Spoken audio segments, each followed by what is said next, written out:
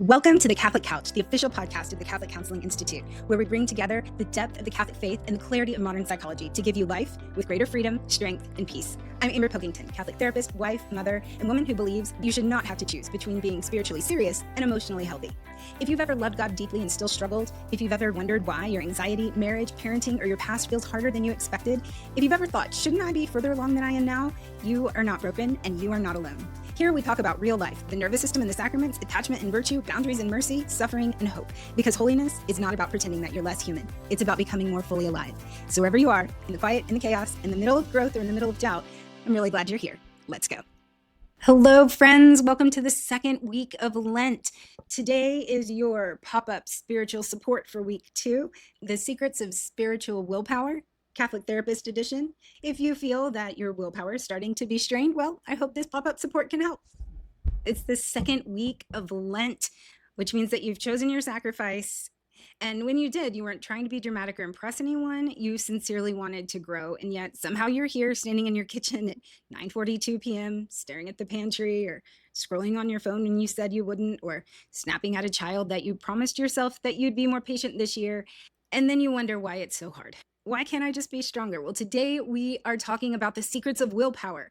And you might have added a spiritual layer to that, thinking that this was just a spiritual weakness. But today I'd like to challenge that narrative a little bit. What if it's that the way that you've been trying to form your will is without understanding exactly how it works? Remember that the human will is not floating aimlessly above your body, and it is certainly not independent from things like sleep or immunity or stress. And remember that it is certainly not strengthened by shame. We're going to talk about all of the things today that usually don't get discussed when we talk about willpower in a Catholic setting. So normally when we say, why can't I have more willpower? What we're meaning is, why can't I make myself do something that I already know is good?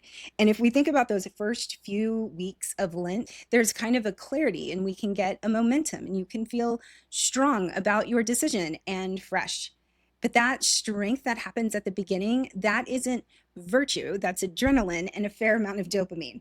It may help to go back to definitions here. The church defines virtue as a stable disposition to the good. I think stable is a word that I haven't normally highlighted when I read that sentence. That means our goal here is not intensity, but steadiness. And our good friend Thomas Aquinas reminds us that virtues are formed by repeated acts. So in one way, it's a type of learning. This means that your will isn't strengthened by one heroic Tuesday. It's strengthened in those 100 quiet acts and choices that happen repeatedly that no one sees, that probably don't look or feel very big. So if we think about when we learned how to drive, the first time you were probably gripping the wheel like your life depended on it, and now you merge into highways without even thinking.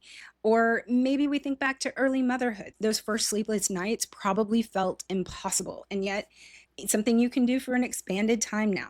The will grows like that, slowly through repetition, not through force. And that is an important distinction. So if Lent is feeling a little less dramatic than it did a week ago, well, that doesn't mean that something's going wrong. It actually may mean that you're settling into this practice. So let me paint you a picture. It's 10:30 p.m. You're tired. The house is finally quiet. You've given everything today. And then suddenly that sacrifice starts to feel impossible. And you may chalk this up to spiritual weakness. But neuroscience tells us something different, that self-control is actually heavily dependent on the prefrontal cortex, which is this wonderful part of the brain that is right behind the forehead.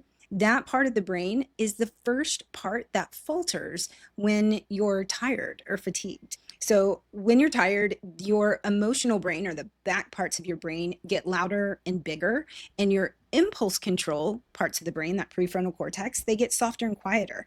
And so this isn't necessarily about virtue and vice, but about understanding neurobiology and physiology. If you think about the last time you tried to have a serious conversation late into the night, it probably escalated faster than it would have in the morning, which is why, by the way, I tell couples perhaps not to follow the rule, don't fall asleep on your anger without a plan to re-engage in the morning. Because trying to continue to have that really difficult escalated conversation as both of you get increasingly more tired is like trying to slam a square peg into a round hole. And The only thing you get when you try to slam a square peg into a round hole is a damaged peg and a damaged hole. We're not trying to do that. So, as a side note, there's your little tidbit. Put a pin in it, agree to disagree. Don't sweep it under the rug, but agree to pick it up in the morning when everybody's rested. Okay, or you may think about the last time that you fasted on very little sleep. Did it make you holier or more irritable? Because for me, tiredness, hunger, and sadness feel very similar in my body. Scripture gives us Elijah collapsing under exhaustion. And in that moment, God doesn't lecture him on perseverance. He lets him sleep and he feeds him. Remember, grace builds upon nature. It doesn't erase it. So sometimes the most spiritual thing we can do in those moments is to recognize that we are embodied and that our body has a role to play. So maybe, much like tabling a marriage conflict that's continuing to escalate late for the next day, putting a pin in it, recognizing your bodily limits, managing those first is a good way of stewarding your body and setting yourself up for virtue success. So sleep is another huge component here. Not sleep as comfort or laziness or sloth, but as clarity. So I want to tread carefully here. The church has a rich tradition of vigil prayer and sacrifice. There's nothing inherently wrong with reducing sleep as an offering, not at all. But here's a deeper question. What fruit is this bearing, or is it bearing? If you wake up early for prayer and find yourself more patient or grounded or present in your life, then that can be a really holy offering. And there may even be some room for a struggle for a couple days and then picking up after then. But if routinely you're cutting sleep and finding yourself snapping at your spouse, resenting your children, obsessing over your sacrifice, I would propose that maybe that isn't the same thing as sanctification. And I remember also of great words of wisdom by Saint Josemaría Escrivá, who says, don't let your penance be penance for others. That's a paraphrase there, but you get the point. And we know that research shows that sleep deprivation actually reduces inhibitory control and increases emotional reactivity. This is another reason why we are not fans of sleepovers at our house, because nothing great happens after 10. In fact, if you take a teenager who's already prone to maybe not making the best decisions around friends, and then you tired out the part of their brain that is responsible for inhibiting bad decisions, it just seems like you're setting someone up to fail. Now, I'm certainly not saying that it's wrong if you do sleepovers or that this is somehow a moral issue. This is just a decision we have made, and maybe it's not the right decision. We will figure out someday, but this is our thinking behind it. Discernment isn't just how much can I endure during Lent, but is this forming me in charity? Sleep is not an indulgence by default. It can be stewardship of the instrument that God gave you. So let's talk about planning as a quiet form of humility. Most of us enter Lent with some vague intentions like I won't complain, I won't snack, I'll be more patient. But vague intentions can really collapse under pressure. There is solid psychological research here showing that when you pre-decide how you'll respond to a temptation, like if X happens, then I will do Y, the follow-through actually increases significantly. And this isn't fancy manipulation of your brain, it's humility. It's admitting that I know myself, I know where I tend to fall, and I'm going to prepare for it. So for example, if I feel an urge to break my fast at night, I'll drink water and wait 10 minutes before deciding. Or if I start to complain, I will pause and name one thing that I'm grateful for and the person that I'm irritated with.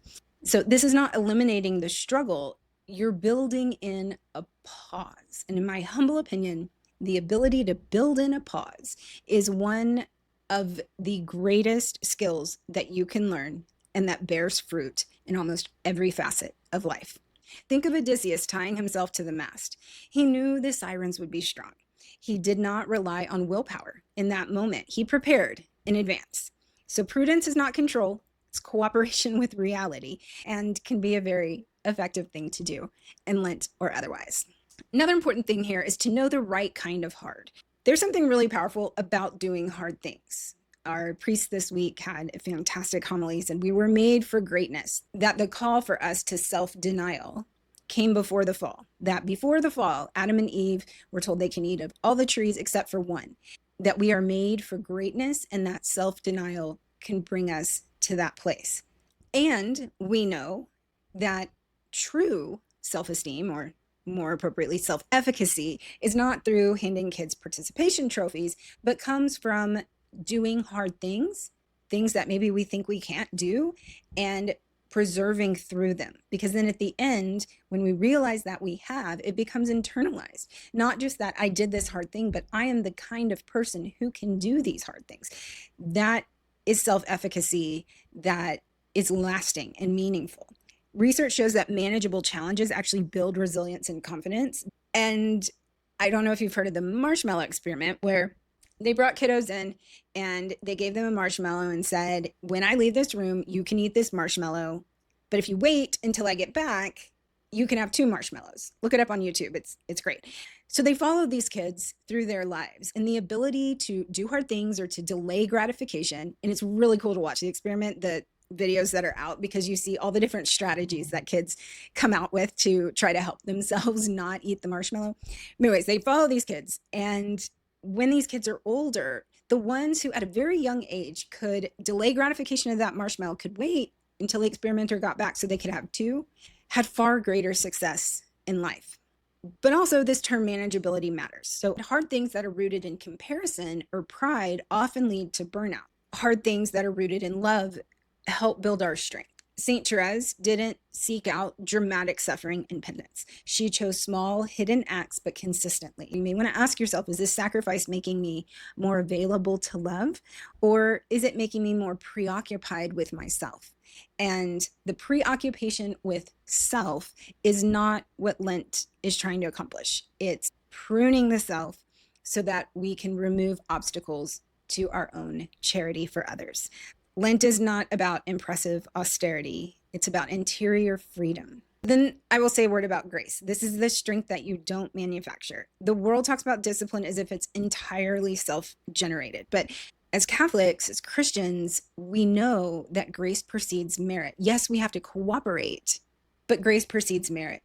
If you've ever tried to be patient purely by force and then failed, and then in a moment of surrender asked for help and felt something soften in you, that softening, I would propose, is grace assisting the will. Love expands our capacity and fear contracts it. If sacrifice is rooted in a fear of failure, it actually tightens the will in a way that eventually makes it snap. If it's rooted in love of Christ, then there is a steadiness. The hidden secret of willpower is not actually grit in the way that we sometimes define it. It's actually cooperation. As we finish up here, I would just say, as a gentle reminder, that Lent is not a contest of endurance. It's actually a school of freedom. It's maybe a more helpful way of looking at it. So the will grows when the body is cared for, when the mind prepares humbly, and when the heart leans into grace. Well, that, my friend, is the secret to willpower. If you've ever been discouraged this Lent, maybe the secret isn't trying harder, pushing more, especially from a place of pride or fear about what it means about you. Maybe your efforts just need to be more integrated. Okay, so if you like this more relaxed audio format better, please drop me a note in the comments. As we close, I will offer you this. Growth in the spiritual life is rarely dramatic. It's usually quiet and repeated and hidden. And if something in our conversation today stirred you, do not try to overhaul your entire spiritual life tonight. Just choose one small step, one act of integration, a small moment of cooperation with grace. Holiness isn't built in intensity, but in faithfulness. And of course, if this episode helped you, please share it with someone who might need it. And if you want more formation, remember you can find resources and courses here at the Catholic Counseling Institute. Wherever you are in your journey, steady or struggling, I am so honored that you spent time with me today. Remember that there will always be a place for you on the Catholic couch.